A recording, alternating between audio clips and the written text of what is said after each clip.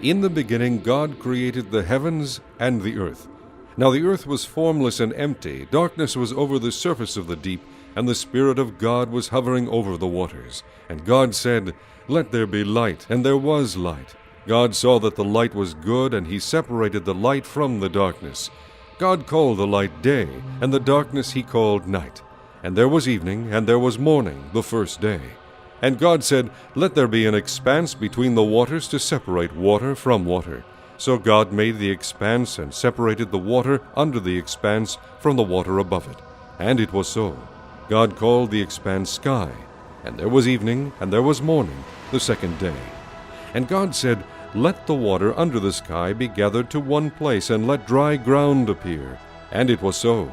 God called the dry ground land, and the gathered waters he called seas. And God saw that it was good. Then God said, "Let the land produce vegetation, seed-bearing plants and trees on the land that bear fruit with seed in it, according to their various kinds." And it was so. The land produced vegetation, plants bearing seed according to their kinds, and trees bearing fruit with seed in it according to their kinds. And God saw that it was good. And there was evening, and there was morning, the third day. And God said, "Let there be lights in the expanse of the sky, to separate the day from the night, and let them serve as signs to mark seasons and days and years, and let them be lights in the expanse of the sky to give light on the earth." And it was so. And God made two great lights, the greater light to govern the day, and the lesser light to govern the night. He also made the stars. God set them in the expanse of the sky to give light on the earth, to govern the day and the night, and to separate light from darkness. And God saw that it was good. And there was evening, and there was morning, the fourth day. And God said, "Let the water teem with living creatures, and let birds fly above the earth across the expanse of the sky." So God created the great creatures of the sea, and every living and moving thing with which the water teems, according to their kinds, and every winged bird according to its kind. And God saw that it was good. God blessed them and said, "Be fruitful, and increase in number, and fill the water in the seas, and let the birds increase on the earth." And there was evening, and there was morning, the fifth day. And God said, "Let the land produce living creatures according to their kinds, livestock, creatures that move along the ground, and wild animals, each according to its kind." And it was so. And God made the wild animals according to their kinds, the livestock according to their kinds, and all the creatures that move along the ground according to their kinds. And God saw that it was good. Then God said, "Let us make man in our image, in our likeness, and let them rule over the fish of the sea, and the birds of the air, over the livestock, over all the earth, and over all the creatures that move along the ground." So God created man in his own image. In the image of God he created him, male and female he created them. God blessed them and said to them, "Be fruitful and increase in number, fill the earth and subdue it, rule over the fish of the sea and the birds of the air, and over every living creature that moves on the ground."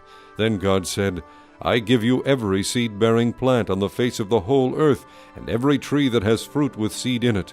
They will be yours for food. And to all the beasts of the earth, and all the birds of the air, and all the creatures that move on the ground, everything that has the breath of life in it, I give every green plant for food." And it was so. God saw all that he had made, and it was very good. And there was evening, and there was morning, the sixth day. Thus the heavens and the earth were completed in all their vast array. By the seventh day God had finished the work he had been doing. So on the seventh day he rested from all his work. And God blessed the seventh day and made it holy, because on it he rested from all the work of creating that he had done. This is the account of the heavens and the earth when they were created. When the Lord God made the earth and the heavens, and no shrub of the field had yet appeared on the earth, and no plant of the field had yet sprung up, for the Lord God had not set rain on the earth, and there was no man to work the ground, but streams came up from the earth, and watered the whole surface of the ground. The Lord God formed the man from the dust of the ground, and breathed into his nostrils the breath of life, and the man became a living being. Now the Lord God had planted a garden in the east in Eden, and there he put the man he had formed. And the Lord God made all kinds of trees grow out of the ground, trees that were pleasing to the eye and good for food. In the middle of the garden were the tree of life and the tree of the knowledge of good and evil. A river watering the garden flowed from Eden. From there it was separated into 4 headwaters.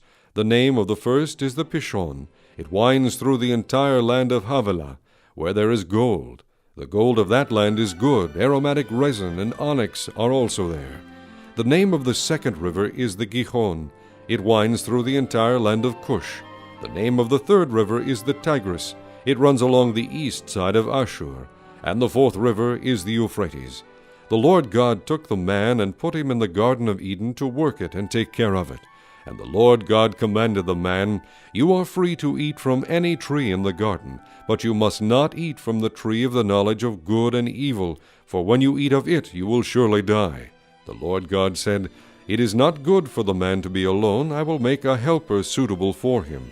Now the Lord God had formed out of the ground all the beasts of the field and all the birds of the air. He brought them to the man to see what he would name them, and whatever the man called each living creature, that was its name. So the man gave names to all the livestock, the birds of the air, and all the beasts of the field. But for Adam no suitable helper was found. So the Lord God caused the man to fall into a deep sleep, and while he was sleeping, he took one of the man's ribs and closed up the place with flesh. Then the Lord God made a woman from the rib he had taken out of the man, and he brought her to the man. The man said, "This is now bone of my bones and flesh of my flesh. She shall be called woman, for she was taken out of man. For this reason a man will leave his father and mother and be united to his wife, and they will become one flesh. The man and his wife were both naked, and they felt no shame.